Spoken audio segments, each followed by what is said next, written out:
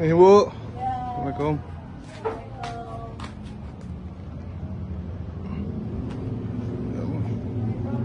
Yuk. Silakan masuk. Sama kita ganti casing dulu. No, toh. Ketemu lagi. Ketemu lagi. Soalnya enggak ada. Ini aja baru ya. Ya, Bu. Yang baru ya. Mereka ada bakso, minum. Depan diisi dulu, sini masih dua ini nggak ber. Monggo Bu Adiani.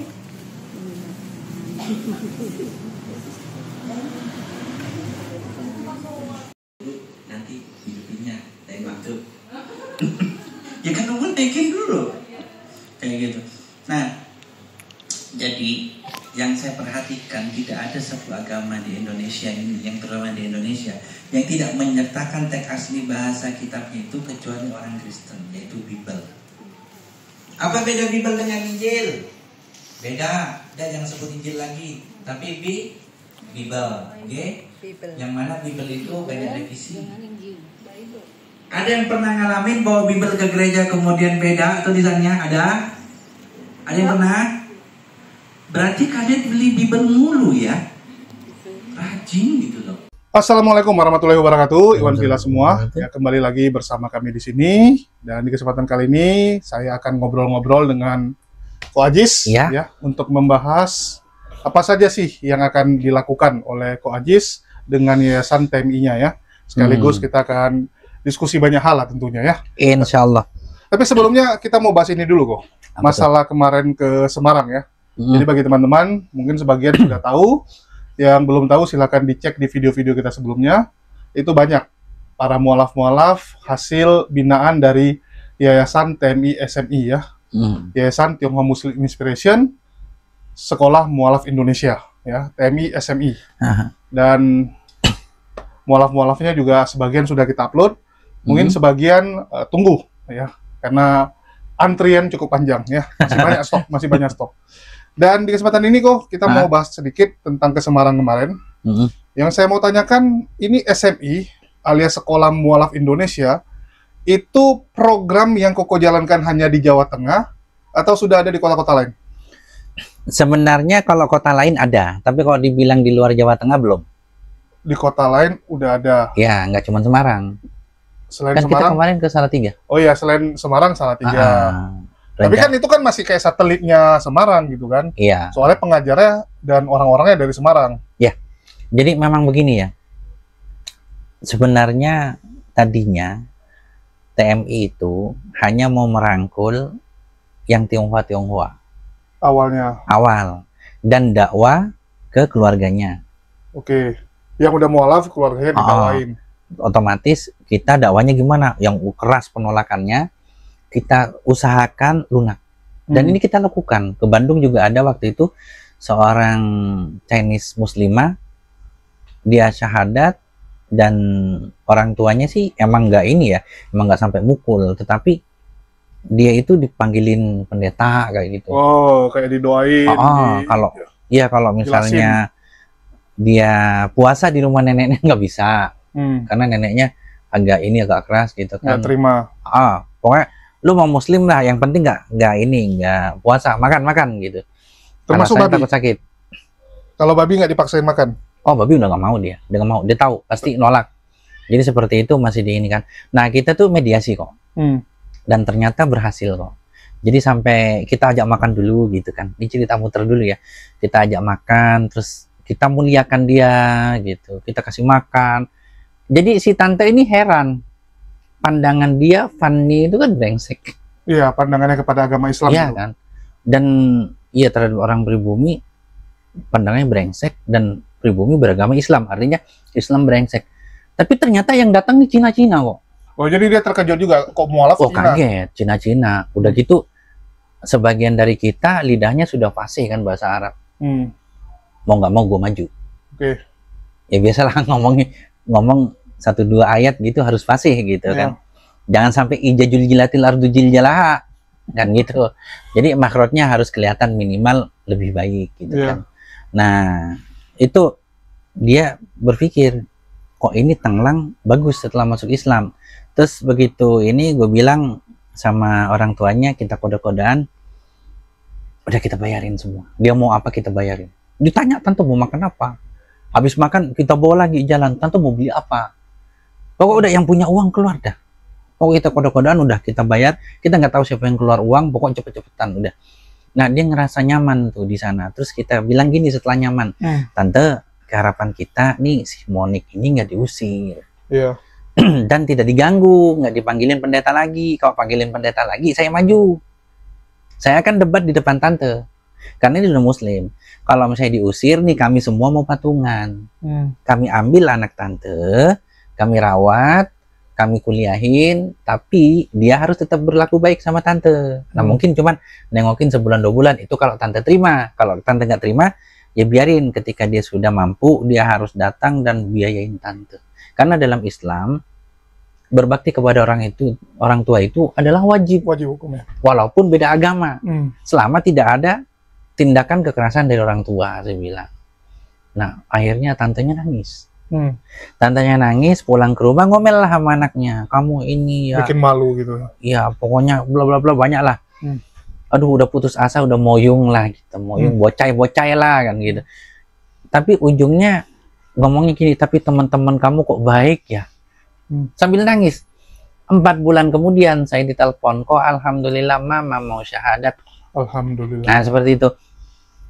Terus ternyata di perjalanan begitu ke Semarang, kita ngelihat di sana orang Indonesia asli ini banyak yang mualaf. Nah makanya kita akhirnya buka, jangan cuman ke Chinese, tetapi semua mualaf. Iya. Kayak gitu. Itulah namanya jadi sekolah mualaf ya, supaya nggak pakai Tionghoa gitu depannya ya. Iya, jadi Tionghoa ini terlalu kesukuan. Bagaimana kita mencoba meluaskan sayap. Jadi orang tidak berpikir ini eksklusif, enggak. Tetapi orang tahu akhirnya kita memang fokus ke dakwah Chinese. Otomatis masih ada dua mualaf nih. Kondisinya sama-sama genting, mungkin kita akan dulukan yang Chinese. Walaupun yang bukan Chinese kita juga tanganin, tetapi fokusnya ke yang Chinese. Kenapa? Sesuai dengan visi misi awal. Makanya dibukalah akhirnya kata Koriko, gimana kalau kita bikin sekolah supaya mereka intensif belajarnya berkurikulum. Nah bersama Mas Dian juga, ketua FKM Semarang. Waktu itu Semarang. Sekarang kembali lagi di Semarang. Lo kemarin udah dipindahin, ini balik lagi Semarang. Kok ini Mas Dian Semarang lagi, Semarang lagi, ketua FKM Semarang lagi. Nah, akhirnya difasilitasi sama beliau, termasuk saat pendirian itu kan butuh dana kita. Saya safari dakwah situ. Safari dakwah, ongkos dewe, mang dewe, mulai dewe gitu kan. Terus tujuannya apa? Ngasih tahu ada sekolah mualaf Indonesia dari TMI. Nah, kebetulan Koriko dan teman-teman bergerak di dunia pendidikan. Jadi ya sudah biarkan saja gitu. Tadinya cuman mau punya tempat pendidikan mualaf yang intensif, tetapi bukan sekolah. Ternyata Koriko bilang tanggung, aku sanggup, bener sanggup, ya sudah sanggup jalanin kayak gitu. Nah barulah keluar divisi pendidikan sekolah mualaf Indonesia. Dan ternyata sekolah mualaf Indonesia itu kata Koriko jangan ngasal buka. Nantinya mualaf itu terlantar. Jadi harus ada syarat-syarat dari kita. Sebisa mungkin nih mualaf yang dipegang ini sejahtera, kayak gitu. Makanya ada kontrak minimal kita buka 3 tahun. Siapa yang buka, misalnya di Solo mau buka, harus kontrak nih 3 tahun buka dan pembiayaannya semua. Kenapa? Karena kalau misalnya terus cuman berjalan 3 bulan 4 bulan kemudian pecah lagi, ini capek-capekin gitu. Mending udah gabungin aja gitu. Nanti kita akan buka sendiri ketika kita sudah kuat kayak gitu. Akhirnya saya bilang gini aja deh. Berarti kan ada syarat dan ketentuan berlaku nih supaya sekolah mualaf Indonesia seragam seluruh Indonesia gitu. Sudah saya jadikan divisi pendidikan, yaitu sekolah mualaf Indonesia. Dengan catatan jika satu tempat itu ada TMI kemudian belum mampu buka sekolah mualaf Indonesia, maka di situ nantinya tidak pakai kurikulum sekolah mualaf Indonesia, maka namanya bukan sekolah mualaf Indonesia, tapi sekolah mualaf TMI Solo misalnya kayak gitu, atau TMI Jogja kayak gitu. Tapi kalau sudah mau pakai kurikulum, maka SMI masuk.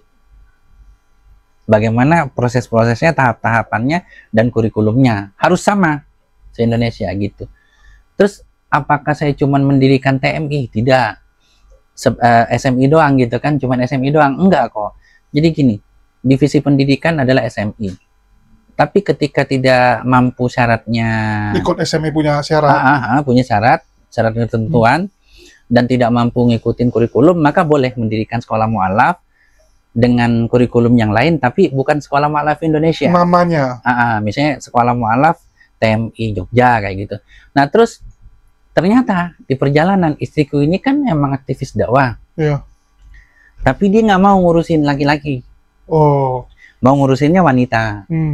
Nah maka aku bikin akhirnya Keki, namun kita hijrah. Jadi anak muda nih yang kita urusin, baik laki-laki atau wanita. Ini sudah jalan, Keki ini jalan sudah. Namanya Keki. Keki, Kemon kita hijrah. Oke. Kan anak muda banget tuh kan. Jadi Kemon kita hijrah, bahasanya juga udah anak muda banget.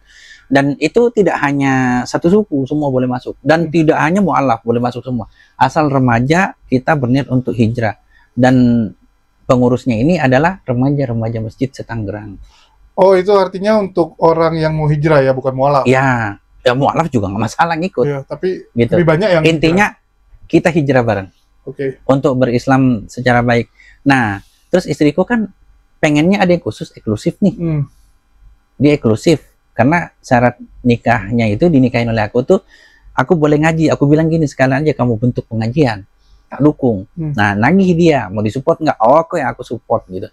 Akhirnya dia dirikan Hijrah Akhwat Indonesia bareng temennya. Nah ini Hijrah Akhwat Indonesia kemarin sudah launching di Malang bulan Juli.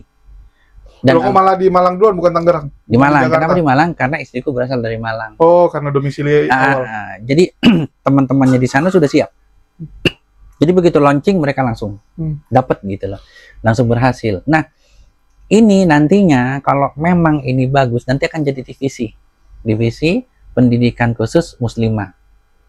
Kayak gitu. Loh, tapi yang SMI juga banyak kan perempuan. Ya kebetulan aja sebenarnya ada laki-lakinya. Cuman lakinya yang malu karena semua perempuan. Ketika mereka diwawancara kan rada gugup kok. Iya. Jadi kalau SMI awal itu laki-lakinya banyak. Jadi laki-lakinya ada kelas khusus sebenarnya. Cuman yang laki-laki karena kerja tidak selancar emak-emak. Kayak gitu. Kalau emak-emak kan lebih rajin. Ya, lebih rajin pertama. Lebih ada waktu. Terus bisa multitasking. Nah, dia sambil dagang bisa sambil ngaji kayak gitu. Jadi bisa ngatur waktunya. Kalau bapak-bapak mah kerja udah kerja aja, dan lebih laki-laki itu lebih terikat di kerjaan. Iya. Nggak bisa terus dia berhenti tengah jalan izin, nggak bisa. Seperti jalan kok sebenarnya jalan. Sebenarnya ada laki-lakinya juga, makanya dibilangnya ada 150 itu termasuk laki-laki dan wanita. Tetapi lebih banyak wanitanya kayak gitu. Dan tidak cuma di Semarang, tapi ada di kota-kota satelitnya kayak gitu. Dan sebenarnya sudah ada permintaan tempat lain, cuman tidak mampu ngikutin apa yang ditentukan oleh SMI syarat dan ketentuannya kayak gitu. Oke. Karena memang syaratnya agak lebih ribet gitu ya, agak lebih berat. Ya maunya mereka kan udah dirikan, kalau gagal ya sudah selesai, ya nggak bisa. Kalau mau fight sekalian gitu. Tapi kalau aku sebagai foundernya, aku bikin kebijaksanaan jika memang TMI syaratnya beda lagi. TMI di situ ada dan sudah ada pengurus di satu daerah mau mendirikan sekolah, ya sudah kita coba-coba aja, nggak apa-apa. Yang penting ada inilah, ada dasarnya, ada dasarnya untuk yang lain. Kalau gitu, yang jalan cuma di situ, ya. Dan alhamdulillah lumayan ya, kadarullah bagus gitu. Di Malang lumayan. Nah, kalau yang Malang ini apa nih? Lumayan, yang hijrah Akhwat. Hijrah Akhwat artinya mualafnya ada? Ada yang mualaf, ada yang orang. Berapa persen pembagian? Kita belum data pasti berapa persennya, karena baru launching kan Juli. Baru launching Juli. Baru launching Juli. Ini baru 1 bulan. Dan kemarin baru ngadain acara lagi di Tangerang. Kita sewa masjid, sewa aula masjid, gak muat. Tapi waktu di Malang. Ketua umumnya di kamar saya. Iya, maksudnya ini yang jadi apa? Yang kontestannya atau yang ikut? Oh enggak. Jadi gini, Hijrah Akhwat Indonesia itu juga akan mengindonesia. Akan ke Indonesia. Jadi di mana bisa dicoba akan dicoba. Ketika itu sukses akan diulang kayak gitu. Sama kayak TMI juga sama. Di satu daerah, jadi sebenarnya mengadop sistem TMI juga. Di mana yang bisa maju maka difasilitasi kayak gitu. Otomatis ya sudah gitu. Terus mau ngeliat nggak? Jadi pinjem ke aku uangnya. Ini pinjam maksudnya? Dia? Untuk awal lah kok. Oh, untuk starting awalnya, pakai dana dari TNI ya? Dari saya pribadi. Oh, dari pribadi. Oke, terus? Mau lihat? Apa nih? Tuh. Jadi kan pinjem uang ke aku. Ini dari infak-infaknya nanti baru balikin ke aku. Oh, ini hasil dari infaknya. Infaknya. Oh, ini infak yang terkumpul. Nanti balikin ke aku. Dan kemarin nombok, alhamdulillah nombok. Alhamdulillah nombok. Nombok banyak kok. 1.800.000 ya kalau nggak salah. Ya, jadi pahala lah. Iya, jadi kayak gitu. Nah, jadi ini sebenarnya bukan aku yang ngitung, ini cuma macak-macak doang. Intinya, sini ada panitia di situ. Pinjam dulu, buat video. Buat video doang. Aku tuang, habis itu masukin sendiri, aku tinggal. Jadi gitu. Dan emang panitia sudah tahu kalau misalnya ada perlu apa-apa, biasanya aku sama Pak Haji yang nutupin. Aku sama Pak Haji. Jadi yang Malang itu, istrinya itu ketua Hijrah Akhwat Malang. Kayak gitu. Nah, itu ke dia. Nah, kalau misalnya kurang-kurang dia kayak gitu. Kemarin juga di Malang nutupin beliau kayak gitu. Makanya intinya gini loh. Saya ini di TMI, saya berfungsi sebagai koko sebenarnya. Sebagai koko, sebagai orang tua juga. Iya, yang memayungi. Nah, siapa yang punya potensi dan itu bagus, aku suruh jalan. Nggak apa-apa. Tapi ini kok kurang operasional. Kalau di Malang ada Pak Haji ya. Di sini kan aku mau nggak mau. Istriku kan aku artinya. Sudah, Abi punya uang nggak? Punya. Berapa transfer? Sekian. Sudah, jalan sono kayak gitu. Nah, sebelum Hijrah Akhwat Indonesia itu pernah ngadain kajian juga di Al-Azom. Itu sampai 15.000 orang. Muat? Gak muat. Dan ketuanya istriku. Dan jangan tanya istriku pinjem enggak sama aku. Pinjem. Balik enggaknya jangan tanya. Aku nombok. Tetap nombok kayak gitu. Itu kan hampir dananya 40 jutaan. Kayak gitu. Makanya aku bilang, udah jalan lah. Yang potensi jalan. Pokok jalan. Perkara masalah nombok atau apa, insya Allah nanti Allah akan kasih gitu. Apalagi sekarang, aku kan nggak sendiri kalau Hijrah Akhwat. Ada Pak Haji kan? Pak Haji kalau iya, 1 juta mak. Istilah kata nombok 1 juta mak. Kita kecil lah, nggak bagi 2 juga, aku tawarin sono dulu. Karena aku megangnya banyak. Kalau masih ketutup, aku ketutup kok. Siap. Kecuali udah nggak ketutup, kurang berapa, 200-300 aku tutup. Gitu. Tapi ada peluang juga itu berubah jadi sekolah mualaf Malang dong? Kayaknya enggak. Kayaknya enggak ya. Kayaknya mereka punya program sendiri. Mereka punya program pendidikan wanita, maka kayaknya bagus nantinya mereka menjadi sebuah yayasan yang ngurusin wanita. Oke, akan menjadi yayasan yang khusus untuk awat. Kok kenapa kok dipisah-pisah sih kok? Jadi gini loh. Kita itu kalau semua dipegang, itu bingung kok. Mending udah yang ahlinya saja khusus untuk ini, untuk ini. Jadi kayak Koko misalnya, saya cuma membukakan jalan, kalian bisa ngurus sendiri, berdiri sendiri. Sama kayak di sudah Semarang mandiri, gitu ya. Sudah mandiri, donatur. Ya, ada Rico, ada Natali, ada Vero, ada Susan gitu kan. Kan sudah mandiri tuh. Ya, mereka jago ngurus sendiri, bisa semua sendiri sih. Ingat gak kata mereka, kok kita jangan ditinggal ya. Aku nggak tinggal karena mereka udah mandiri. Nah, begitu mereka ada butuh bantuan, baru aku masuk kayak gitu. Jadi enaknya begitu. Nih ya kawan-kawan, kalau Anda mendidik satu muslim, satu murid, Anda hanya akan mendidik satu murid. Tapi ketika Anda mendidik satu pemimpin atau satu dai, ini satu pemimpin dan dai ini bisa mencetak ribuan murid. Setuju. Dan dari murid itu mereka juga akan mencetak dai juga dan pemimpin juga. Ketika mereka dicetak oleh pemimpin yang tangguh. Dan aku mencoba menjadi ujung di atas, menjadi pemimpin yang tangguh. Jadi saya salutnya sama Ko Ajis ya. Gini teman-teman ya. Jadi kalau kita lihat Ko Ajis ini untuk manajemen ngurusin orang luar biasa. Ya sebagai buktinya aja dia bisa ngurus 3 istri ya. Itu lagi. Itu bisa dilihat kok. Lu sebelum ngurus sesuatu yang lebih besar, kita lihat orang itu bagaimana dia ngurus rumah tangganya. Iya betul. Kalau rumah tangganya aja nggak beres, gimana dia ngurus orang lain? Kan biasanya begitu. Iya, biasanya gitu kan. Mungkin kelihatan dia bos yang hebat, ya, bos yang hebat di perusahaan. Tapi rupanya rumah tangganya berantakan, anaknya kacau balau. Itu artinya dia hebat di perusahaan karena ada sesuatu. Bisa jadi karena memang usahanya bagus, lagi naik daun, atau bisa jadi dia gunakan power, istilahnya diktator lah tipikalnya kan. Dan itu selalu seperti itu. Jadi kalau mau lihat pemimpin baik itu, lihat dari bagaimana dia memimpin istri dan anak-anaknya. Karena itu yang paling pertama kan. Itu aku bilang sampai bisa mimpin 3 orang dan istrinya kompak itu luar biasa. Karena dan mereka nggak ada yang takut sama. Iya. Rata-rata di luar sana, istri 2, istri 3 yang poligami itu biasanya ribut. Ya, walaupun ributnya nggak di depan, tapi di belakang masih ribut, atau nggak saling ngerecokin suaminya gitu kan, untuk lebih memilih ke kiri atau ke kanan gitu. Ini 3-3 istrinya kompak dan 3-3-nya support dakwanya Ko Aji soalnya gitu ya. Karena kita orang dakwah kok. Kita orang dakwah, jadi dengan bertambahnya anggota itu bukan saingan, tetapi tambahan tenaga. Tambahan tenaga untuk berdakwah gitu. Jadi semua kembali kepada Allah yang menyatukan gitu. Sama juga kalau kita lihat ya, gini, gue nih pemimpin ya, jujur ya, SMI jadi maju. Otomatis kalau gue gila kekuasaan, ini gue kok yang nguasain, gue kok yang ide. Ternyata enggak kan, gue ngomong, ini yang hebat Koriko, Natali, dan juga Vero dan yang lain. Dan gue bilang gitu. Mana gue bilang, oh SMI ini kalau nggak ada gue nggak ada. Enggak, gue bilang kalau nggak ada mereka, ini nggak jadi, ya kan? Karena gue tahu yang hebat emang mereka. Yang Allah bantukan untuk gua nih, ya mereka orang-orang hebat, sehingga mereka ketika sedikit aku bantu safari dakwah 1 tahun 1,5 tahun, mereka sudah bisa mandiri dari 40 orang sekarang 150 orang binaannya. Yang paling susah tuh memang mencetak pemimpin-pemimpin berikutnya, ya, karena nggak semua orang yang individualnya hebat bisa mendidik orang lain.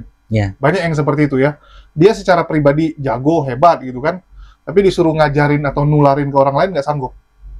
Itu yang membedakan. Karena kadang gini kok, orang itu ketika diajarin orang, lu ngajarin gue tentang kepemimpinan, lu sendiri nggak jadi pemimpin.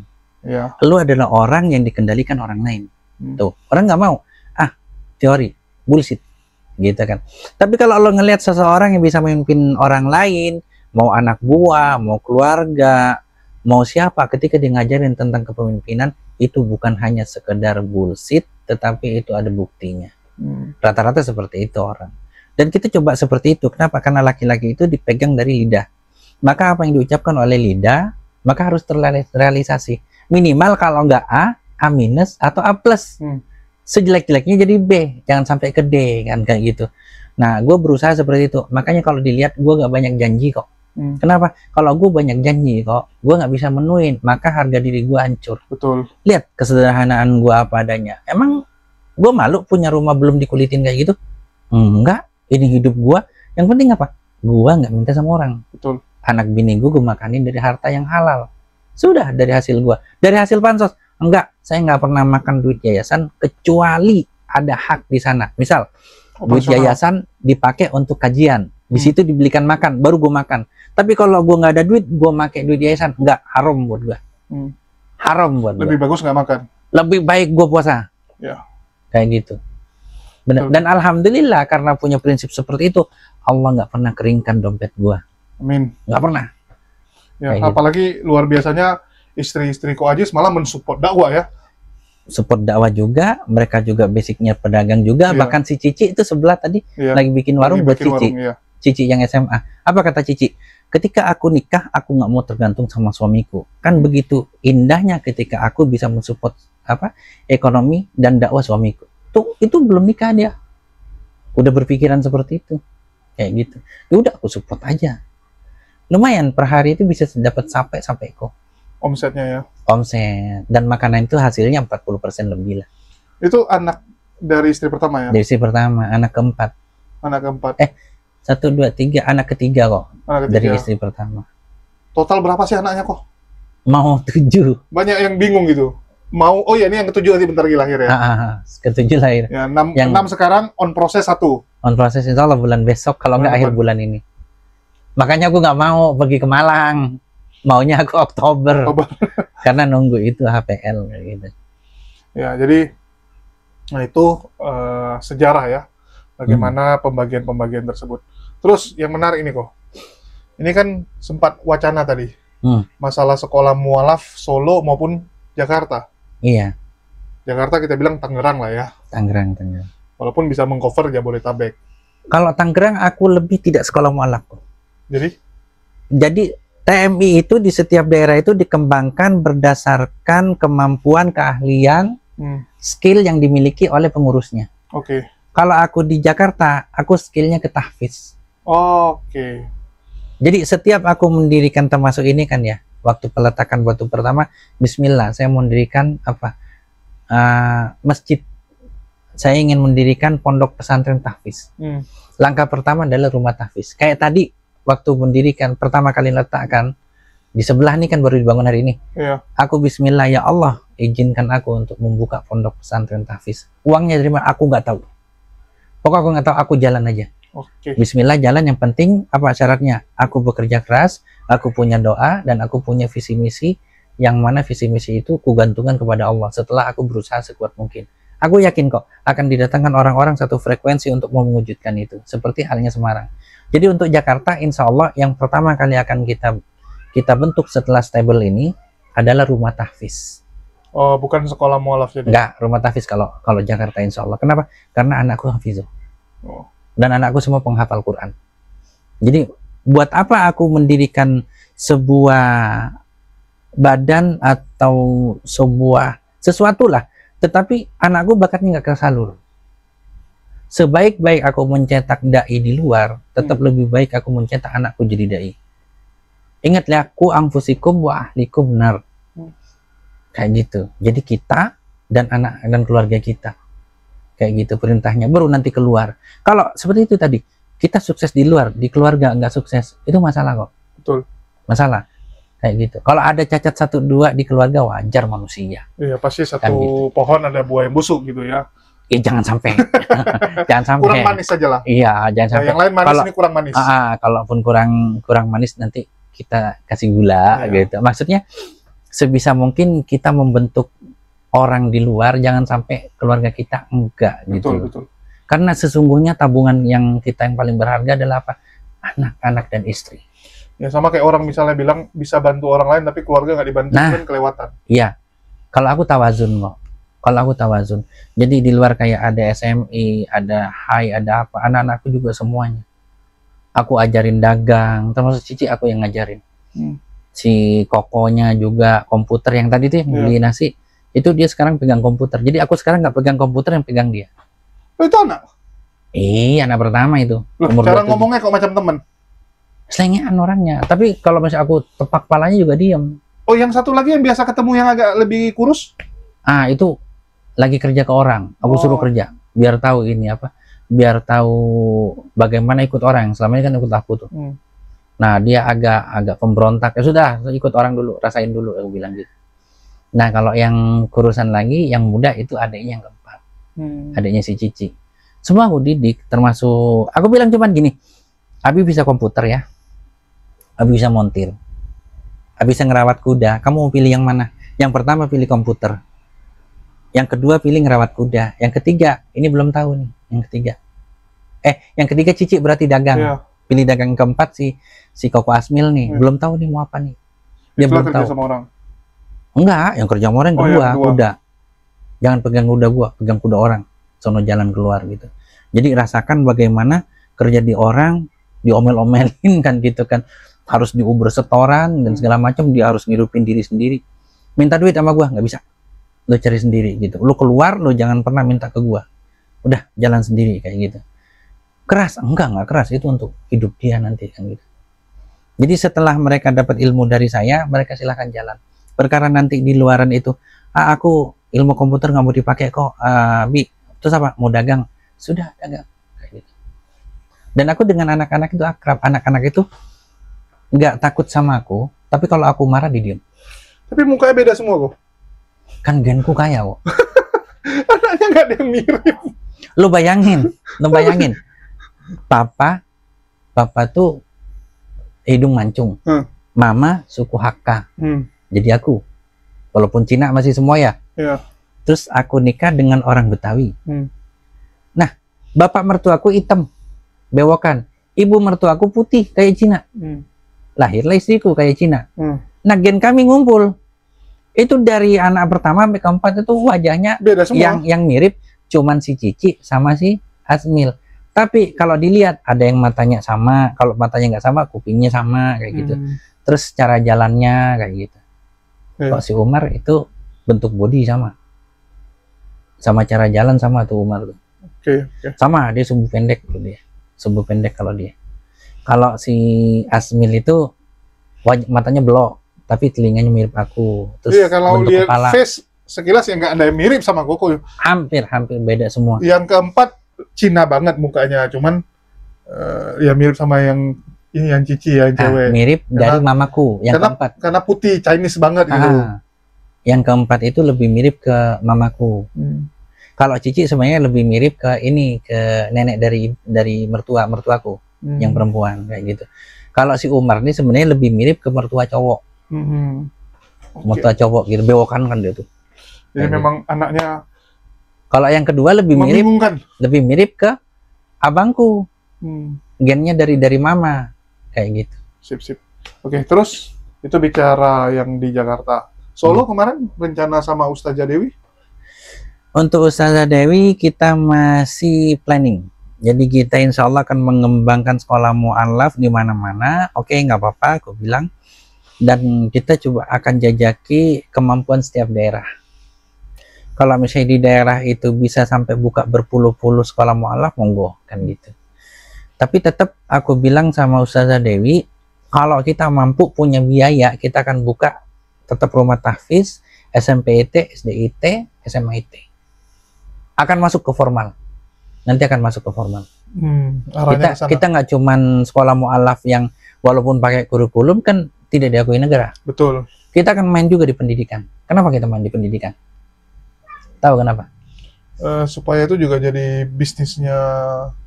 Ya, iya juga. Terus yang kedua, selain bisnis ada yang lebih menguntungkan. Kita hidup di Indonesia loh. Kita sudah tua. 20 tahun lagi aku 60. 20 tahun lagi siswa itu yang kita harapkan. Tunggu lo, gimana 20 tahun lagi lu baru 60 kok? 60 lebih ya? Iya, aku bingung. 67. Dikurang-kurangin umurnya. Iya, 67. 20 tahun lagi 67. Kebayang kan? Orang gimana kan? Nah, terus 30 tahun lagi siapa yang akan mimpin? Nah, mungkin anak SD yang nanti kita buka SDIT itu yang akan mimpin. Jadi kita akan membangun generasi. Generasi apa? Generasi bangsa ini, generasi agama ini. Dan kita kenalkan Islam dari sejak kecil, kejujuran sejak kecil, dan kita kenalkan bagaimana kita cara membangun Indonesia. Ya, Indonesia ini negara yang darus sholah, negara yang aman. Jadi tugas kita adalah membangun Indonesia supaya menjadi rahmatan lil alamin. Amin. Gitu. Oke. Visi misinya untuk negara juga kok. Kalau yang Jawa Tengah sampai Jogja ya mungkin karena Ustazah Dewi yang lebih dekat di situ. Ya, kalau memang beliau mau SMI, silakan gitu kan, mau bikin sekolah mualaf ya. Tetap ada syaratnya. Jadi kemarin tuh sempat nggak jadi itu kan karena syaratnya kurang. Kalau nggak sebelum pandemi udah berdiri. Kayak gitu. Makanya sekarang kita mau buka lagi di sana. Mantap. Ya, terus kalau gitu kita ke Malang nanti besok ngapain nih kok? Rencananya mau ke Malang. Ke Malang ngapain ya? Aku tak jelasin dulu ya di Malang ya. Iya. Detailnya begini. Di Malang itu ada sebuah desa namanya Sumber Manjing Wetan.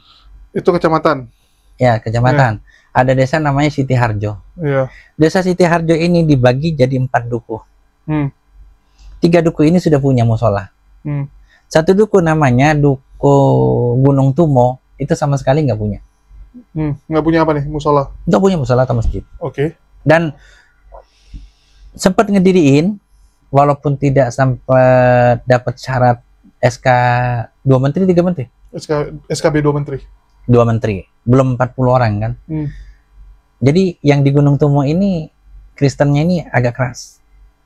Kalau diriin lagi, kami bongkar. Gitu. Mereka bilang. Akhirnya saya bilang gini, sudah nggak usah dirikan aja dah. Jadi sekarang bagaimana kita mendidik mu'alaf yang sudah ada? Saya tanya, ngaji ke rumah-rumah gimana? Oh alhamdulillah nggak apa-apa ngaji ke rumah-rumah. Oh boleh. Di ngajarin ngaji kumpulin satu tempat bisa nggak? Boleh. Nah sudah, saya bilang saya minta tempat. Saya minta tempat apa? Saya minta tempat yang bisa untuk mengumpulkan mereka.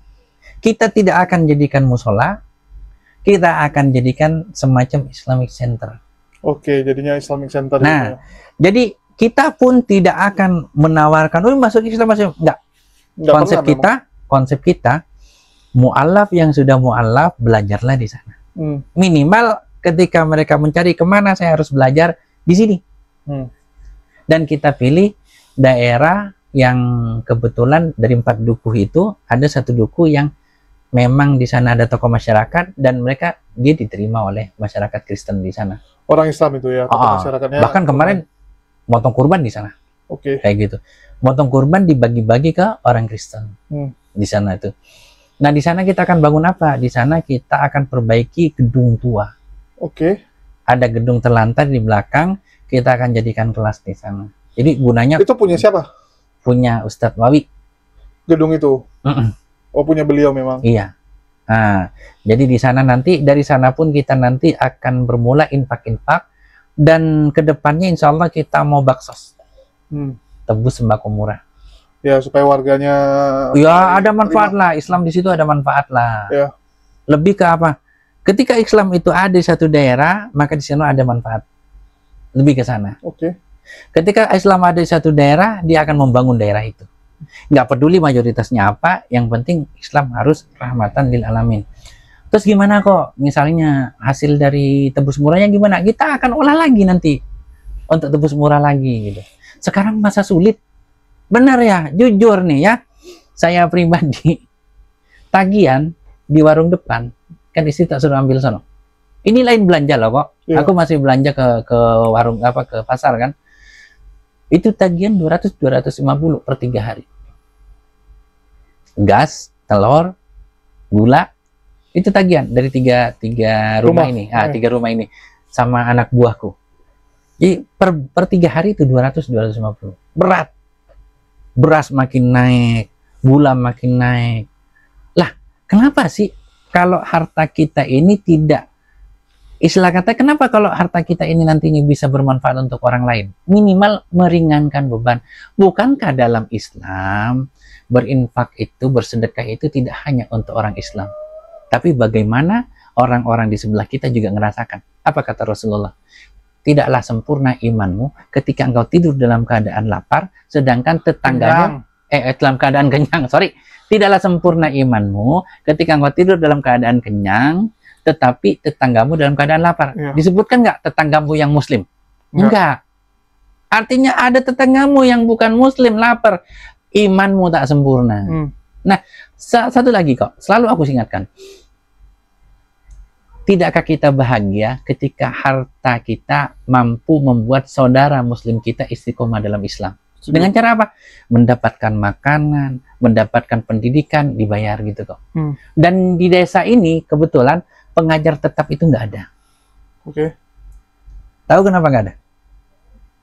Karena mereka ada kerjaan yang lain. Betul. Kalau teman-teman yang di Malang itu sudah masuk. Kayak Kot Azhar sudah masuk, tapi beliau kerja, punya keluarga. Iya. Jadi beliau tidak bisa fokus di sana. Rencana kita ke depannya, rencana ke depan adalah dai yang kita utus ke sana. Ngajar dan digaji, nggak boleh tidak digaji. Kalau kok Aziz jalan dewe, mangan dewe, mulai dewe, gue perhitungan dong kok. Gue punya toko online kok. Gini-gini gue punya toko online, gue duduk juga dapat duit kok. Walaupun nggak banyak kan gitu. Terus gue duduk-duduk yang jual komputer siapa? Anak gue si Bewok kan? Iya kan? Iya kayak gitu. Toko online ada, ini ada. Terus gue punya andong. Iya berapa kuda kan kayak gitu. Aku punya andong 3.600 per bulan, per minggu. Kok pinjem kok? Nggak bisa. Gue punya keluarga kan gitu. Jadi buat hidup keluarga gitu kan. Gue ketutup insya Allah. Untuk jalan kemana? Ya alhamdulillah gue jalan kemana-mana. Terkadang suka ini juga kan. Saya mau jalan, siapa bantu infak. Jadi misalnya perjalanan habis 2 juta, aku ambil dapat infak 1 juta, kan minimal ngurangin. Atau 1.800.000, aku tinggal nambahin 200, ringan buat aku.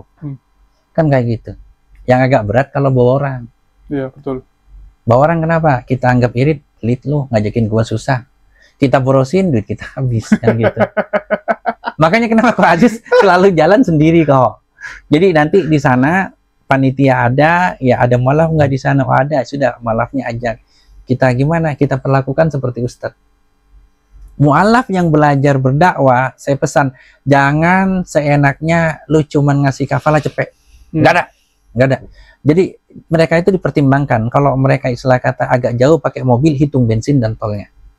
Tapi kalau mereka cuma naik motor dan dekat, boleh lo kasih 300, boleh, gopek boleh, dan mereka kasih makanan khusus, memuliakan. Supaya kenapa?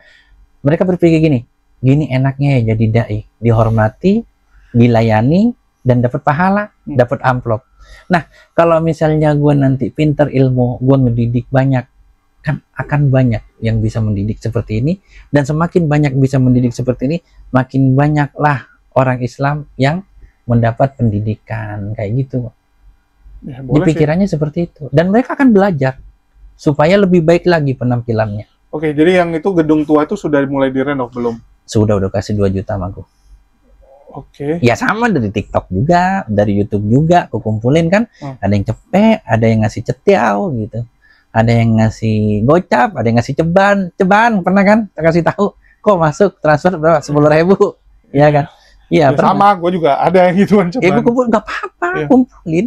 Kan lama-lama banyak. Alhamdulillah, sekarang sudah nggak bocor lagi. Oke, gitu. Rumah tua tuh. Rumah tua itu udah nggak bocor lagi. Bukan rumah, gedung tua. Cuman kayak kelas, kayak kamar gitu loh.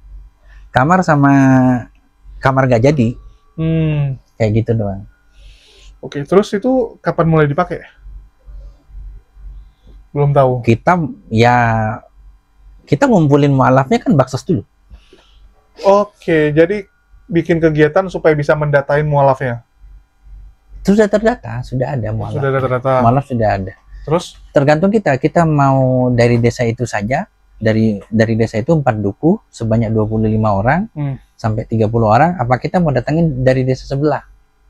Itu 25 tuh yang mu'alaf? Mu'alaf semua. Nggak ada yang keturunan.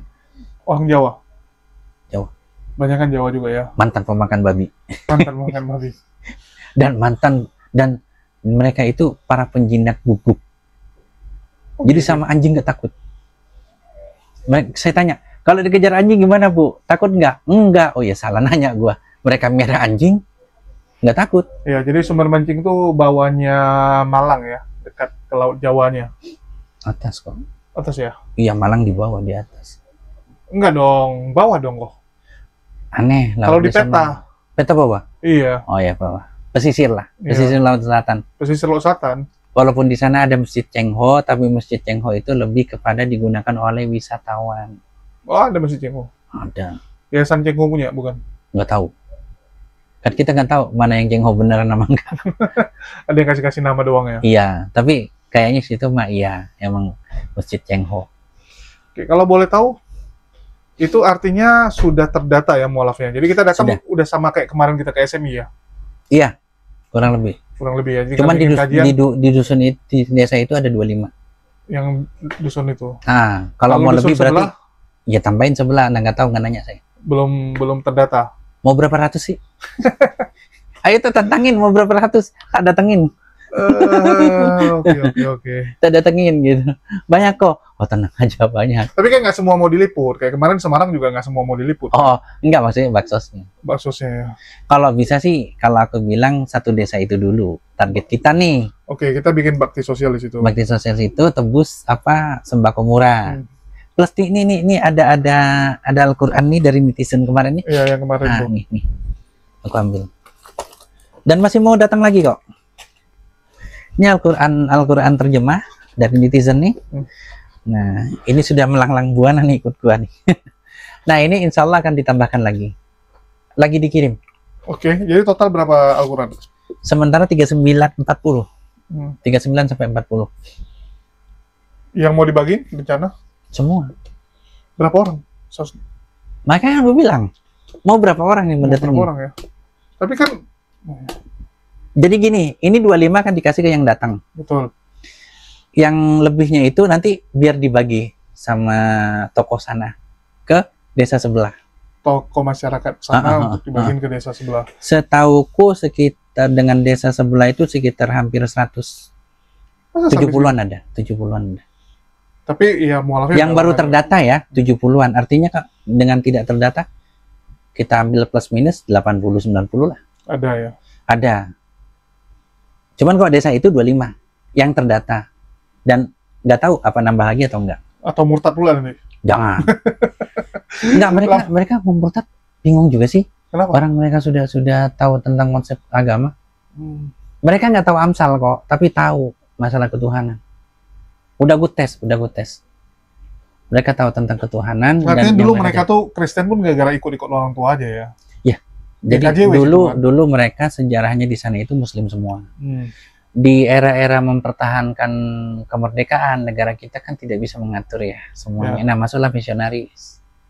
Itu kan daerah-daerah dingin. Iya, misionaris suka daerah dingin, daerah gunung semua.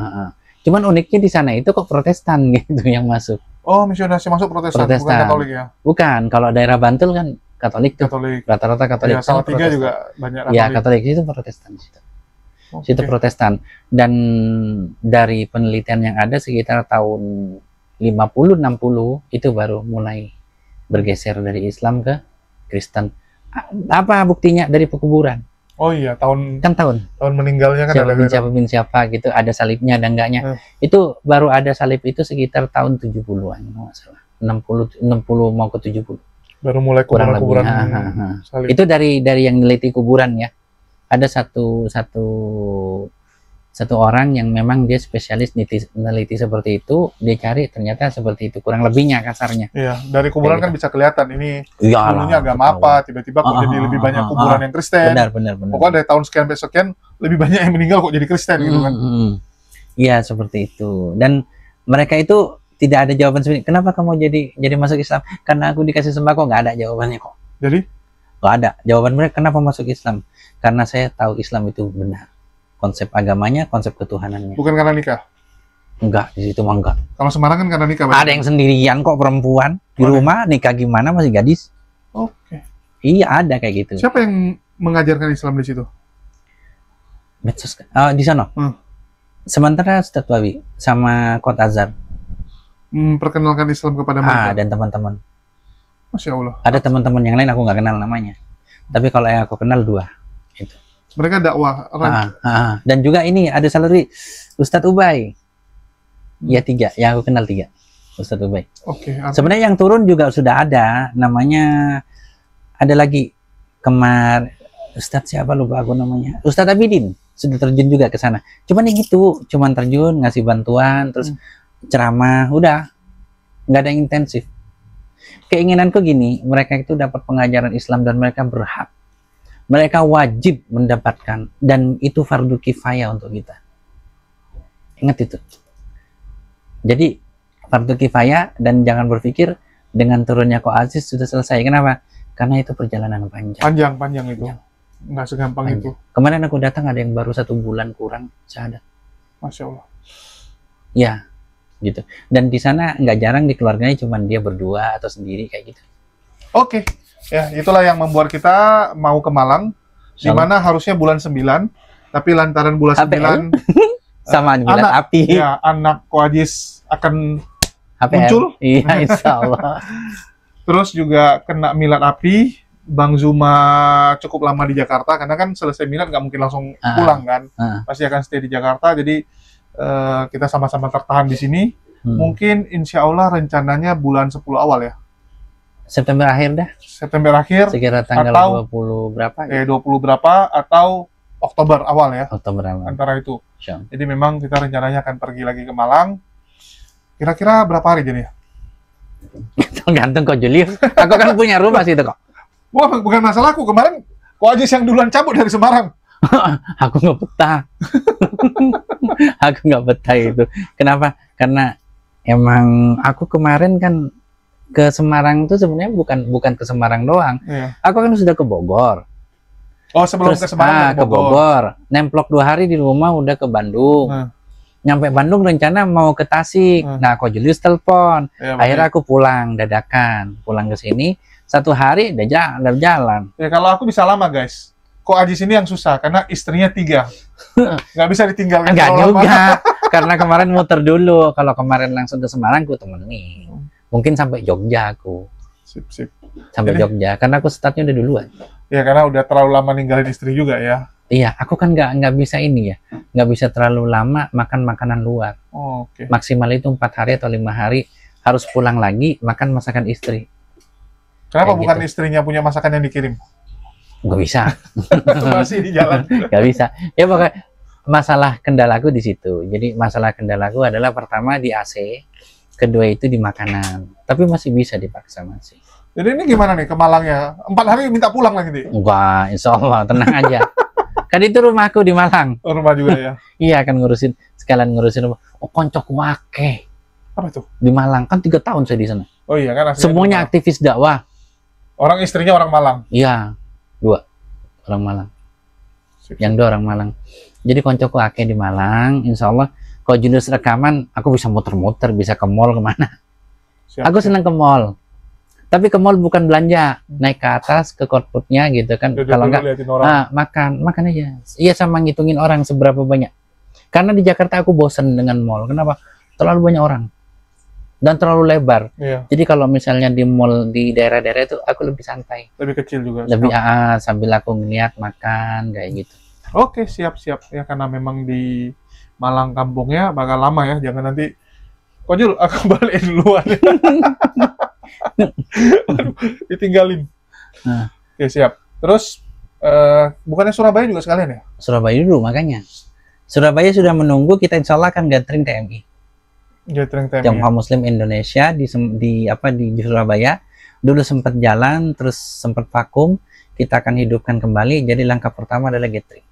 Untuk ngumpulin orang lagi. Ya, untuk ngumpulin, untuk kita nanti Silaturahmi. bicara tentang ini apa visi misi juga. Iya. Berarti kalau Junius nanti tapping, saya gathering. Oke. Syukur-syukur kalau misalnya mau ikut gathering, kok ini ada netizen mau ini bayarin semua ya nggak apa-apa. Wih, amin. Nggak Bagi apa-apa. teman-teman yang di Surabaya, ya lihat-lihat juga kok. Kalau 30 orang mampus juga. Enggak, paling 10. 10 ya, pengurus-pengurus ya. Kita biasa bayar sendiri kok. Kalau gathering tuh makan sendiri, bayar sendiri. Tapi ini cocok nih, karena masih cukup lama ya, kurang lebih ya bisa dibilang sebulan ya. Iya. Ini masih ada sebulan teman-teman, bagi teman-teman ya persiapkan diri kalian yang di Surabaya sama Malang ya. Kayak kemarin ya, aku agak bingung. Kok Semarang pula, Malang ya, Malang sama Surabaya. Kemarin waktu di Semarang agak bingung aku, lebih banyak netizenku tuh, padahal harusnya ada kota Semarang. Tapi malah di Solo sama Jogja banyak yang ngajak aku ketemu, yang di Iya, Semarang nggak sama. ada satupun. Sama di Solo aku sampai makan susah. Iya. Susah apa? Susah nolak. Di sini ngajak, sono ngajak, aku susah nolak kok. Kemarin aku Solo sama Jogja full. Kan inget di Solo pagi-pagi, kok udah bagi tugas sama fannya, aku sama fanku kan Iya. gitu kan, sampai bagi tugas kan. Itu juga aku nggak berani ngasih kabar lagi aku di sono. Takutnya nanti diajak sini, diajak sono. Yang di Semarang malah nggak ada. Ini kita mau lihat yang Surabaya. Karena kalau Surabaya biasanya ada. Kemarin waktu sama Kores saja, ada beberapa yang ngajak ketemu, ada beberapa yang sempat, ada beberapa yang nggak sempat karena memang dia juga ada kerjaan kan, bentrok waktunya. Tapi nampaknya harusnya bisa nih, sebulan. Ya, Insya Allah, kita belum tahu tanggalnya, tapi kurang lebih kalau nggak akhir bulan September, awal bulan Oktober kan gitu. Terus apa lagi nih kok? Apa yang mau dibawa ya? Artinya kita Aku sih pasti bawa Quran sekitar 40 lebih lah. Kalau berarti ada yang nambahin lagi Quran, kirim kemana ya? Kontak aku dulu dah. Jangan kirim ke sini dulu. Jadi kontak aku, kali mau aku kirim ke rumahku di sana kan? Biar bisa langsung ya. Ya, kita mampir dulu, tinggal pick up. Di sana insya Allah ada ini kok. Ada si Bude. Bude itu tiap Sabtu itu datang ke rumah. Jadi biarin aja nanti dia yang pegang. Ya, bagi teman-teman juga ini ya, yang ingin berinfak sedekah untuk kita ke Malang ya, karena nggak mungkin juga ya kita kunjungi orang itu kan dengan tangan kosong. Apalagi mualaf kita ngasih. Apalagi ini kan para mualaf ya, tentu saja kita juga pasti akan membawakan sesuatu lah yang nggak enak juga gitu. Masa kita ngajak mereka untuk interview tapi kita nggak bawa apapun gitu. Bagi teman-teman yang ingin membantu atau berinfak sedekah untuk perjuangan ini ya, untuk yang ke Malang, dapat disalurkan melalui nomor rekening yang ada di bawah. Kita taruh di bawah ya. Kirimin aja kok. Ya nanti. Jadi kita pakai yayasan TMI 2. TMI 2. Jadi khusus nggak ada campuran lagi. Ya, jadi ini yang fundraising untuk ke Malang ini kita taruh di nomor rekening yayasan Tionghoa Muslim Inspiration yang nomor rekeningnya kedua ini. Oke, nanti kita tulis. Silakan kalian lihat di bawah ini, udah pas kok. Terus itu artinya Surabaya dulu baru Malang. Artinya selesai ya. Lumayan juga sih. Kalau aku Julius Surabaya Malang, kalau aku bisa ke Mojokerto. Oh, kalau aku malah mungkin ke Bondowoso. Bondowoso ikut aja aku sekalian. Ada ini, ada Ustadz Oi Chin Hai, dia itu mau ini juga sih, udah mau siap, dia punya masjid Cheng Ho juga. Aku bukan kampungku. masjid Cheng Ho dia, masjid apa dia? Bukan Kampungku bentuknya. situ. Oh ya, dia ini kepala dakwanya Pitih. Bondowoso. Iya, ini dia. Nih. Oh ya, masjid Cheng Ho. Cheng Ho bener. Ya, namanya Masjid Cheng Ho, Bondowoso. Wah, kampungku itu. Iya. Cuman ini kok 3,5 jam kok. Di Taman Krocok. Kita mau bawa mobil. Nanti kita minta sama Ustadz Wafi aja. Pinjam mobilnya. Oh, setelah di Malang. Iya, insya Allah. Dia udah mau siap juga, cuman nggak tahu ya dapat nggak jadwalnya. Karena setahu aku di bulan Oktober, tapi pertengahan baru siap dia punya masjid. Oh, Pertengahan, gitu, tanggal antara tanggal 18-17 gitu. Kemarin ngobrol juga, dia bilang nanti datang ya. Dia bilang, waduh, kalau jadwalnya dapat, aku datang. Kalau nggak, aku duluan datang. Gue bilang sebelum masjidnya siap, ya aku duluan datang lah. Iya, berarti mampir bentar, kok Julius nginep sono, aku pulang bentar ke Bondowoso, ke desanya. Iya, ini masjidnya nih. Bulan apa sekarang? Bulan 8 ke 9. Kayaknya banyak mangga deh. Oh, ya, Mangga karena- Bondowoso itu paling enak se-Indonesia. Masya Allah. Se-Indonesia. Karena ada Alayub juga di Bondowoso, baru ingat. Oh ya, kita hubungin Alayubi Iya. Enggak, kita nggak hubungi dia, karena kita akan langsung serbu ke rumahnya. kiosnya. Enggak, kita akan ambil ini. Dia hutang aku soalnya, jadi mau ku ambilin dia punya rokok-rokok. Jadi kita akan ngambil nyuri rokok-rokoknya, masukin ke mobil. Biar Aduh. Terus kita mau apa kan? Aku nggak ngerokok. ya kita jual lah, rokok kan jual. gampang dijual. Ah, gitu. Aku nggak ngerokok. Lu rokok kayak jarum ya, harga misalnya 40.000. Lu jual 35.000 juga orang berebut ambil kan. Oh gitu, iya. Kita ambilin rokoknya Alayubi. Sama tapai. apa ya? Tapai Bondowoso. Kan Bondowoso. Wah, paling enak. Sip-sip. Tanya Ustadz Tahta. Nah, Dia kan di Pasundan. tapi dia tahu, tapi situ Bondowoso itu sampai ke sana. Sampai dia di ini apa Probolinggo kali. Apa nih? Ustadz Tahta. Di Pasundan dia. Pasundan mana? Pasuruan. Pasuruan. Ya, Iya, Pasuruan, sampai ke Pasundan. sana. Pasundan Abuya. Pasundan Jawa Barat. Abuya. Salah. Pasuruan. Pasuruan. Sampai ke situ tapai. Tapi Bondowoso itu paling enak emang. Siap. Merek 99 ya. Wah, promo gua. Kita singgahin. Karena kalau Alayubi wajib hukumnya. Ya, Karena aku kita mau kesana. nyerbu dia, habis itu mau ini sepak-sepak rumahnya. Duh, berapa hari mau ke situ ya. Aku juga diajak sama temanku ke kebun kopi, langsung masak kopi di sana. Tertarik. Nanti lah kita lihat. Karena yang pasti Probolinggo wajib singgah. Kalau nggak dimaki-maki sama Ustadz Wafi juga. Deket ini soalnya. Deket Alayubi. Dia Tapi perbatasan antara Jember sama Bondowoso sih. Oh, kalau Wafi ya. Enggak sih ini Alayubi. Alayubi. Ya Kalau iya, ada kalau Ustadz Wafi di kota Probolinggo. Probolinggonya. Kota Probolinggo. Pasuruan, Probolinggo, kepitingnya. Wow, gede-gede. Nggak pernah diajak aku makan kepiting sama dia. Makan kepiting. Nggak bantah-bantah. Kan masih hidup di laut. Kayak gitu. Siap. Kayak mengharamkan ya sudah, jangan makan. Kalau saya sih makan. Kalau ada saya makan, nggak ada nggak saya beli. Mahal. Artinya jadwal kita Surabaya dulu, baru turun ke bawah, baru ke samping ya. Boleh. Insya Allah. Tapi bereskan dulu ya mualaf. Baik. Insya Allah. Beresin kerja dulu, baru sekalian kita silaturahmi. Ya. Kerja, baru silaturahmi. Tapi seru sih.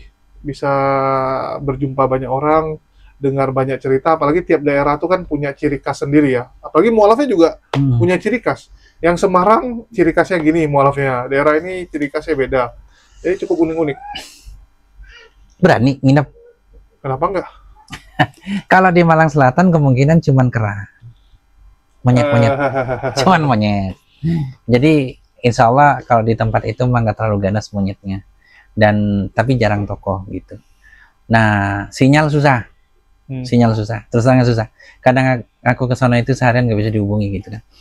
Terus kalau kita ke Bondowoso ke Alayubi, kemudian memang mau bikin kopi di kebun dan kita mau nginep di kebun, benar-benar nggak ada sinyal. Terus malamnya itu kita susah tidur. Ya. Kenapa? Kemungkinan banyak celeng. Oke. Nah kayak gitu. Mau tantangan? Nanti lihat aja nggak apa-apa, aman. Kalau di tempat Ocin Hai pasti nginap di rumah di Bondowoso, nginap di rumah antara Alayubi. atau Ustadz Ocin Hai. Oh, kalau gitu kita ke kebun kopinya sih pagi aja. Pagi aja. Pagi aja. Karena yang tempatnya Ustadz Ocin Karena Hai, pasti gue yang begadang kok. Lu pasti tidur ngorok lu kok. Ocin Biar Hai babinya ngepung juga lu tidur kok. Yakin gua. ini Ustadz ini lucu. Hah? Bapaknya yang mualaf. Oh, terus? Bapaknya yang mualaf, tapi dia dari kecil dipondokin. Oh, iya. Jadi luar Bagus biasa. dong, bagus. Iya, jadi memang Bagus. menghafal Quran juga. Bagus berarti, bagus. Kepala divisi dakwahnya PT sih. Oke deh, insya Allah kita jalan-jalan. Moga-moga sebelum HPL lah ya.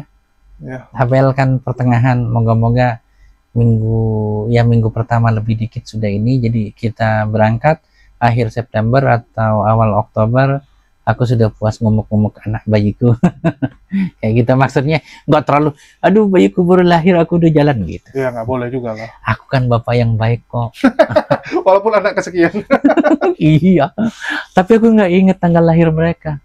Oh, Tapi namanya nggak pernah. Nama Cinanya pun sampai sekarang aku inget. Gitu. Pengen disebutin. Nah, lu Nansan, lu Taisan. Nah, lu Meme, terus Asmin. Mana ada orang kasih namanya Meme? Ah, tenang aja, yang penting ada Cinanya lah. Enggak, tapi kan nggak boleh dua. Masa kata kedua sama kata ketiga sama? Ya biarin aja. Walah, Mak. Kita kan Cindo, kearifan lokal.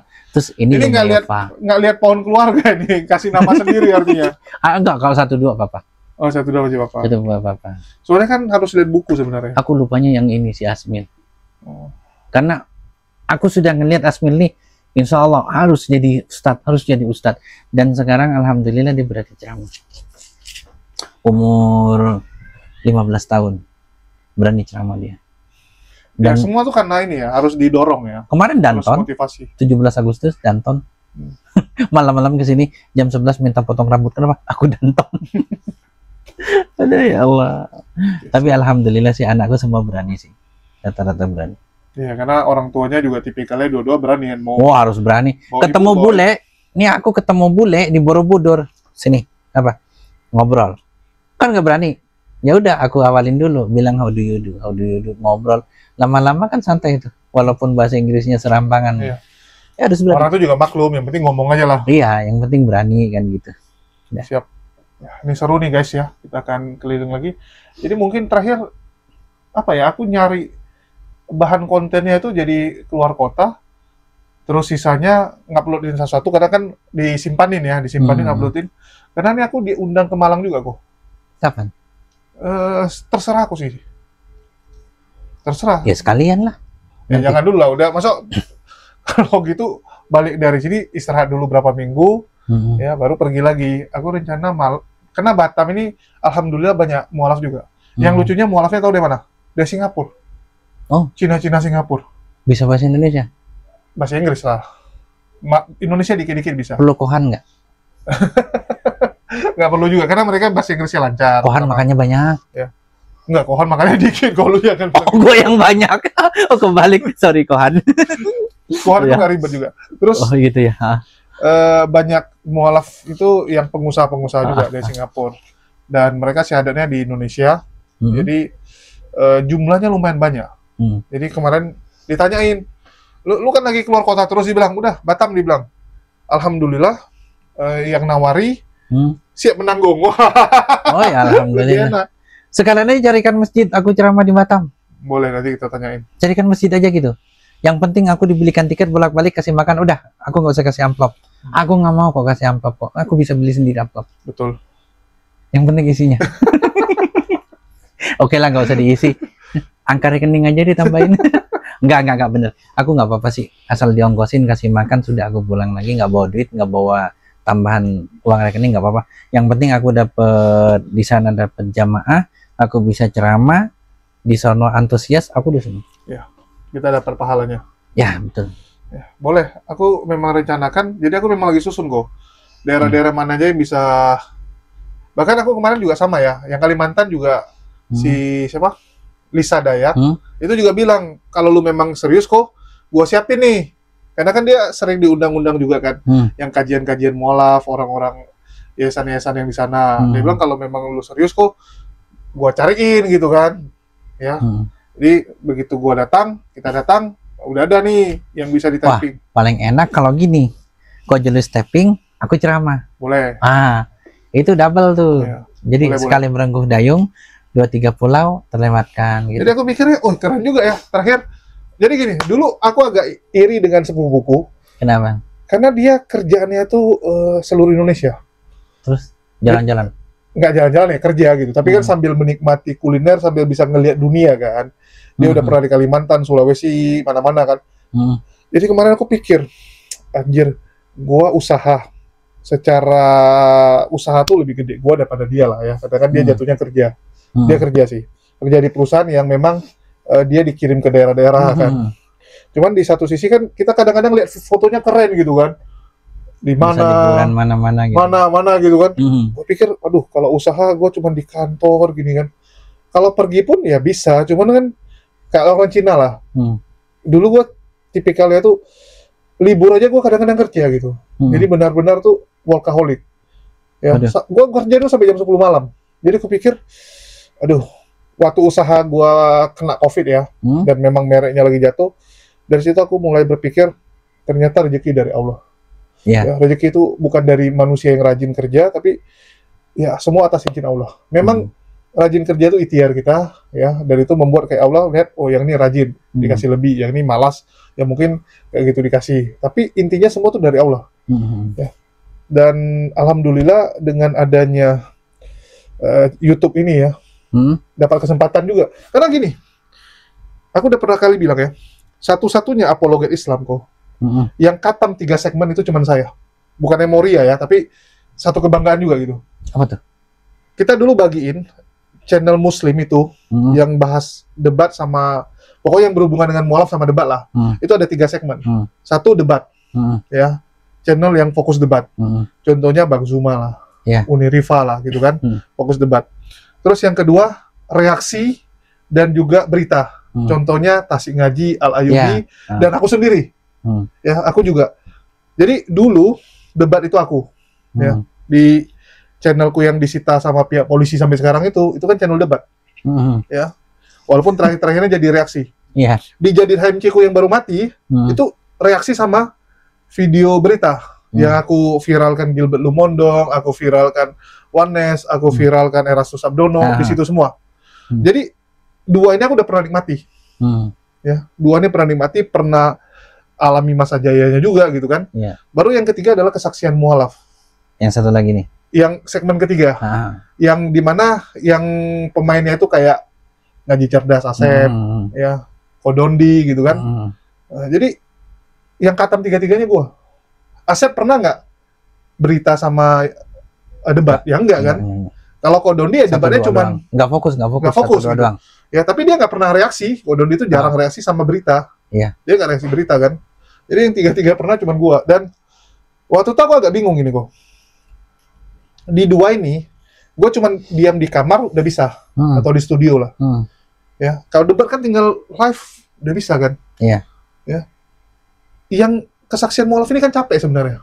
Capek, makanya gue gak pernah. Gue nih banyak mualaf aja nggak ngerekod. Iya, karena capek mau nyiapin kayak gini, terus harus pergi kemana-mana. Kalau kayak Kodoni masih mending karena dia udah terkenal, tinggal orang yang datang ke tempat dia kan. Tapi kan juga harus jelasin, nyiapin kitab gini kan.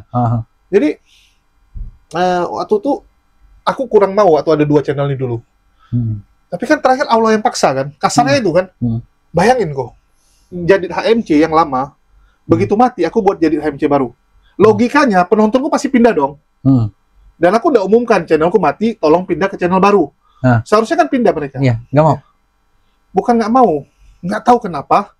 Waktu itu aku buat 2 channel, jadi HMC yang baru sama Hidayah Mualaf Center ini yang lagi live ini, yang siaran ini. Secara logika harusnya lebih kencang yang jadi HMC baru. Iya, karena pindahan. Kalau ini kan ngerintis dari awal, ya. Tapi kadarullah yang naik malah ini. Hidayah Mualaf Center yang langsung naik. Yang ini lambat, ya. Lambat. Baru sekarang nih naik setelah 2 bulan. Bulan kedua ini baru mulai naik kencang. Iya. Tapi sengaja Allah kasih ini duluan. Di situ aku mulai mikir, ini apakah memang Allah mau suruh aku pindah ke segmen yang lain gitu kan?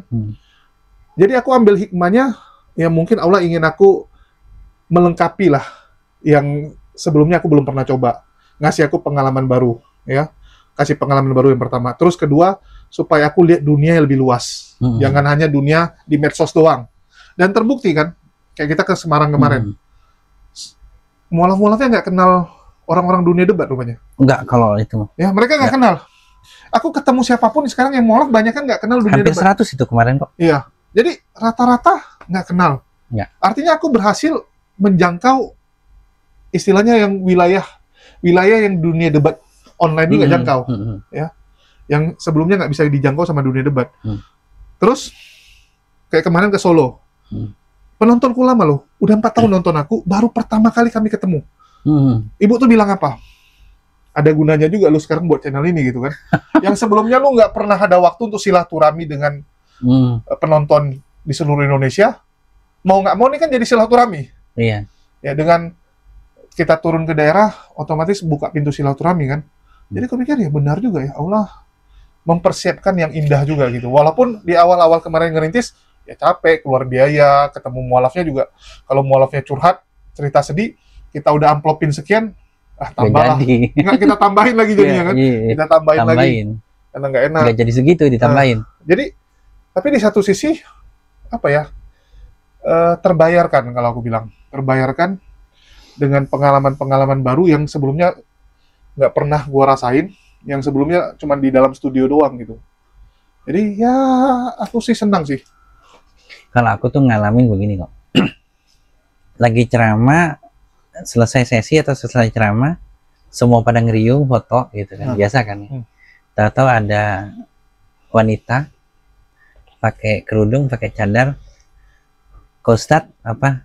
Saya mau minta tolong foto, tapi saya nih nggak buka wajah. Kenapa? Karena orang tua saya belum tahu saya muslimah. Atau ada orang yang laki-laki gitu kan, ketika udah pada minggir, Ustadz apa, saya mualaf dan keluarga saya nggak ada yang tahu saya mualaf, bahkan di sini pun nggak tahu kalau saya ini muslim. Orang di sini nggak tahu, cuman ngomong sama Ustadz, mereka taunya saya bukan muslim. Saya udah syahadat dan saya minta foto sama Ustadz sebagai kenang-kenangan. Itu sering. Sama ada lagi ketika pulang selesai ceramah, kita lagi ngobrol panitia, tahu-tahu ada seorang bapak-bapak datang nangis jadi. Kata panitia, Pak di sana aja Pak, kata kita lagi ngobrol. Saya bilang kasih kesempatan. Ternyata apa kata bapak itu? Ustadz, ya saya nih besok mau murtad. Kaget dong aku. Murtad. Terus alhamdulillah tadi nyetel dangdut, tangan saya kepleset, suara Ustadz masuk. Disiarin langsung. Terus gimana Pak? Saya ngaku berdosa, saya tobat, saya habis sholat tobat, saya tidak jadi murtad. Alhamdulillah. Itu seperti itu. Hal-hal itu nanti kalau ketemu kok. Sama lagi ini, tahu-tahu ada rombongan orang bertato. Telinga bolong, tato di mana-mana, itu kumpul semua. Dibilang apa? Kami mantan preman. Kami sekarang menyembah Allah dan kami taat. Tato semua. Giginya juga ada yang diukir apa. Bayang nggak tuh situ, merinding di situ kok, bener merinding. Kita akan lihat banyak orang yang berbeda sih. Itu aku senangnya, akhirnya sekarang aku bisa gaya seperti sepupuku kan, foto di mana-mana kan. Di kota ini ada fotonya, di kota ini ada fotonya. Juga. Hah? Kulinernya yang iya, kuliner juga bisa kan. Juga. Walaupun kadang kalau nggak enak ada sisa. Tapi minimal udah coba. Udah coba. Bener. Minimal kita harus coba kan. Walaupun gini. Ada makanan tertentu bagi kita nggak enak, tapi memang bagi orang tuh enak gitu kan. Karena nggak cocok aja sama, bukan nggak enak sih, lebih tepatnya nggak cocok sama lidah kita lah. Ya, nggak cocok dengan selera kita dan kebiasaan kita kayak gitu. Tapi ini intinya kita udah nggak penasaran. Iya. Udah penasaran. Kayak timlo, aku nggak suka, tapi udah makan. Timlo tuh gimana kayak gitu. Udah tahu. Coto Makassar, aku udah tahu kayak gitu. Ya, ini aku lagi mikir nih, keren juga nih kalau ku lanjutin seperti ini. Dan kalau memang penonton suka kan gitu kan, maksudnya kalau memang channel ini bisa jalan lah ya, nanti ditambah dengan support dari Jadi HMC, aku pikir, wah ini seru juga nih, selesai dari Batam, Kalimantan, selesai Kalimantan nanti bisa ke Sulawesi kan. Kalau Sulawesi sebenarnya welcome aja, karena aku udah ngomong sama Ustadz Alwan juga, pengurus tempatnya Bang Zuma, ya kalau memang mau datang, dia siapin mualafnya. Oh gitu. Kalau Bang Zuma punya tempat lebih gampang lagi aku kan. Iya, lebih enak. Lebih gampang gitu. Jadi aku pikir, ini seru juga nih, selesai dari situ Kalimantan, terus ini. Bahkan yang di Kalimantan Selatan ada juga penonton. Itu juga dia salah satu donatur di beberapa yayasan yang ada mualafnya. Dia bilang kalau lu mau datang silakan. Waduh, gue bilang gue dari Pontianak ya pulang dulu lah. Nanti gue baru ke Banjar. Jadi gue pikir, terakhir satu provinsi Indonesia saya datangi juga akhirnya. Yang dulunya mungkin nggak pernah kepikiran bisa datangi dengan cara seperti ini. Dan juga ada lebihnya kok. Kita membawa kisah-kisah mereka dan seluruh Indonesia melihat. Ya. Dan bisa jadi mungkin itu menjadi asbab orang itu misalnya menjadi syahadat. Iya. Atau yang sudah muslim bertambah kuat keimanannya. Karena ini ceritanya bukan hanya yang di Jakarta, bukan hanya mualaf-mualaf yang itu itu aja gitu kan. Ini seluruh Indonesia kan. Nanti teman-teman juga yang nonton nih akan lihat kan perbedaan mualaf dari Semarang gimana, mualaf yang dari kota Surabaya gimana, cara bicaranya semua kan. Lucu-lucunya gitu. Jadi kan tinggal kita playlistkan aja kan. Kan udah ditaruh di playlist, ini mualaf yang dari mana, ini mualaf dari mana. Bisa kelihatan. Iya, jackpotnya kita nanti pahala itu. Dan kita nggak pernah tahu pahalanya berapa. Itu jackpot kita. Dan insya Allah kita akan nikmati nanti. Karena di dunia pun nikmatin. Karena dibilangin itu kemarin. Kayak Kodondi kan, bilangin, loh John, kok jadi banyak mualaf ya? Aku bilang, gue mungut di daerah, gue bilang, gue keliling. Begitu ya dibilang. Terus, jadi aku lagi nyimpanin kok. Yang Kalimantan udah ada 2 tempat yang pasti. Ya, Batam sudah welcome. Makassar tutup mata lah, Bang Zuma. Ya, sama Sumut. Sumut ya. Sumut pulang kampung sekalian kan balik ke Medan ya, karena alhamdulillah api Sumut juga lumayan karena Faruk sekarang yang ngurusin. Dan Bang Faruk sendiri juga pernah mensyahadatkan beberapa orang udah. Dan mualafnya banyak juga dia.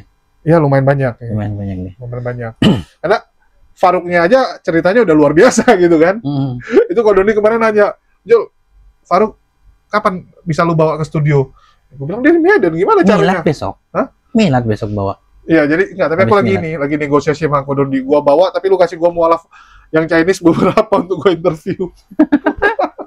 Barter. Oh, nggak susah sama dia. Barter. Ya, padahal aku nih banyak ketemu mualaf ya. Kemana-mana juga punya binaan mualaf 150 lebih. Bahkan boleh katakan kalau digabung dengan aku kan masuk ke Arimat ya. Iya, Arimat ya. Jogja itu sekitar tuh 600 kok. Ah, sama Jogja juga. Jogja tuh salah satu yang masih kusimpan. 600 kok. Jadi aku pergi lebih jauh dulu. Berapa hari? Iya. Apa itu aku bilang satu bulan lu ke satu provinsi aja. Lu untuk mutar satu Indonesia kan udah 3 tahun. Ya. Dan begitu udah 3 tahun lu mutar lagi akan ada mualaf-mualaf baru lagi kan. Betul nggak? Iya. Kalau 3 tahun nggak mungkin dong mualaf yang nggak nambah 10-20 orang paling dikit. Lebih kan? Kalau ada yang masih sembunyi-sembunyi gimana interviewnya? Ya kan nggak, maksudnya kan kita bicara yang mau terbuka aja tuh. Oh itu seru loh. Yang saya pribadi nih, beberapa itu bukan banyak, beberapa kisah yang dia sembunyi-sembunyi itu seru-seru loh. Ya udah sensor muka. Sama suara. Mau cerita. Sama suara. Suara samarkan dikit bisa lah. Jangan samarkan kali lah jadi robot nanti dia. Gitu. Kan nggak mungkin baca yang di film. Ya saya tidak tahu. Ternyata ada borak gitu kan. Oh ini rupanya tikus. Mualaf kok ke tikus. Ya kayak film-film tuh kan ada tuh yang disensor suaranya juga kan jadi aneh. Diubah dikit oke. Tapi rata-rata orang juga nggak bisa kenal kalau cuma sekedar suara. Iya takutnya. Kecuali ada ciri khas kali. Kasihan juga kalau ketahuannya. Kasihan juga kalau ketahuan. Ya tergantung. Kalau muka biasanya udah agak aman sih. Karena suara orang tuh banyak yang sama. Buktinya banyak orang nggak bisa membedakan kayak suara Ustadz Alwan sama Bang Zuma aja kadang nggak bisa bedain. Iya sama suara itu juga sama Abu Hadid, sama Jibril, sama Koton tuh nggak bisa tuh. Ya. Aku sendiri aja sempet salah. Sedangkan saya aja banyak yang tulis nih. Kalau nggak open cam, ini Dokter Richard ya itu. Banyak yang nulis gitu. Banyak yang ditulis di channel yang jadi HMC gitu. Iya banyak kalau kisah-kisahku sih karena aku dai ya, karena aku penceramah. Itu ke daerah-daerah bahkan yang nggak bisa bahasa Indonesia itu kau datang. Aku lagi bahagia kok karena kemarin sempat bingung nyari stok mualaf. Ini aja PT punya mualafnya berapa banyak yang belum aku interview nih. Kemarin udah dikasih datanya. Arimatnya 600 loh Jogja. Belum MCY. Kan belum MCY lagi. MCY iya. Banyak loh. Belum lagi yang mualaf di Bandung Persis punya. Kemarin waktu itu kan pernah ini juga yang ngobrol sama teman-teman Persis. Itu kemarin kita sempat interview cuma 3 orang sih, cuman kalau mau dihadirkan banyak. Sama teman-teman dari Persis Bandung. Ya, kalau misalnya pas mau ke sono ke Bandung, kabari aku lah. Siap, Nanti kok. aku bisa kan deket kan, aku bisa ngikut. Kalau Julius tapping, aku muter-muter. Aku coba pengen ngajak Kohan juga sih sebenarnya. Boleh. Karena Kohan tuh luar biasa semangatnya. Aku sih targetnya gini. Kalau ketahuan tanggal berapa, aku ngatur jadwal. Aku ke masjid-masjid. Kalau Julius Minta tapping, safarin. iya bisa tapping. Ya udah nggak usah ditanya aku mau nginep di mana. Kalau aku ya, kalau masih gitu biasanya dibawa sana bawa sini. Ada yang nanggung biasanya. Siap. Kayak gitu. Ya. Oke, mungkin itu aja. Dan sekali lagi, bagi teman-teman ya, yang tergerak untuk membantu pergerakan yang akan kita lakukan di Malang, ya, terutama untuk membantu saudara-saudara kita yang ada di Malang ya, karena kita silaturahmi juga ke sana, dapat disalurkan melalui nomor rekening yang ada di bawah ya, Yayasan TMI. Oke, mungkin itu aja dari kita ya, Ko ya. Iya. Ya, nanti teman-teman tunggu aja videonya. Makasih buat teman-teman semua yang udah nyimak dan mendukung channel ini. Makasih buat semuanya. Di akhir kata saya ucapkan wassalamualaikum warahmatullahi wabarakatuh. Sampai jumpa di lain kesempatan. Waalaikumsalam warahmatullahi wabarakatuh.